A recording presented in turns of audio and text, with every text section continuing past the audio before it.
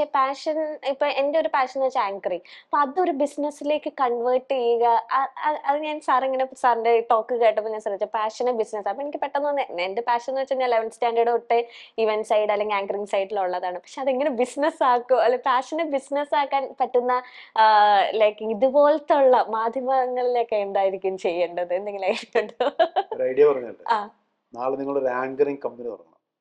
Company. എന്നിട്ട് കേരളത്തിലെ famous ആയിട്ടുള്ള ആങ്കർ ചെയ്യുന്ന ആൾക്കാരെയും കാണണം, പുതുതായി അത് പഠിക്കാൻ വരുന്ന കുട്ടികളെയും കാണണം, ഓക്കെ അതിനോട് താല്പര്യമുള്ളവരെ കണ്ടെത്തണം. ഓക്കെ. എന്നിട്ട് നിങ്ങൾ ഈ എക്സ്പീരിയൻസ് ഉള്ള ആൾക്കാരിൽ നിന്ന് പുതിയ പിള്ളേർക്ക് അവരോട് ഫീസ് മേടിച്ചോ, നിങ്ങൾ അവരതിനെ പഠിപ്പിക്കുന്ന ഒരു ഇതാക്കിയിട്ട് ഇതുപോലുള്ള എല്ലാ ഓൺലൈൻ കമ്പനിക്കാരോടും പറയണം ഞങ്ങൾ ഇങ്ങനെ സാധനമുണ്ട്, നിങ്ങൾക്ക് ഏത് തരം. ചിലർക്ക് ബിസിനസ്സുകാരെ ആങ്കർ ഇന്റർവ്യൂ ചെയ്യാനായിരിക്കും താല്പര്യം, ചിലർക്ക് രാഷ്ട്രീയക്കാരെ ആയിരിക്കും, ചിലർക്ക് വനിതകളെ ആയിരിക്കും. അപ്പൊ അവരുടെ താല്പര്യത്തിനനുസരിച്ച് ഞങ്ങൾ നിങ്ങൾക്ക് വേണ്ട ആങ്കർ ഞങ്ങൾ തരുമെന്ന് പറഞ്ഞു, പ്രൊവൈഡ് ചെയ്യുമെന്ന് പറഞ്ഞു. ഇതിപ്പോ എല്ലാവർക്കും അത് കൊള്ളാം. ഞാൻ അത് ചിന്തിക്കാതിരുന്നില്ല. പക്ഷെ എനിക്ക് ഇതുപോലെ തന്നെ അത് വരുവോ, കുട്ടികൾ വരുവോ എന്നിങ്ങനെ ഡൗട്ട് അടിച്ചിങ്ങനെ. ഇനി ആർക്ക് ഐഡിയ പറഞ്ഞു കൊടുക്കണ്ട, വിരൽ തുമ്പത്തുണ്ടല്ലോ ഐഡിയാസ് ഒക്കെ.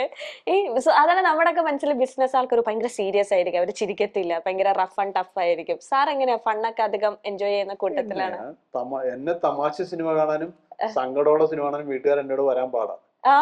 തമാശയുള്ള സിനിമ ഞാൻ ഭയങ്കരമായിട്ട് ഒച്ചിരിക്കും, സങ്കടമുള്ളതാണ് ഞാൻ അവിടെ നിന്ന് പൊട്ടിക്കരയും.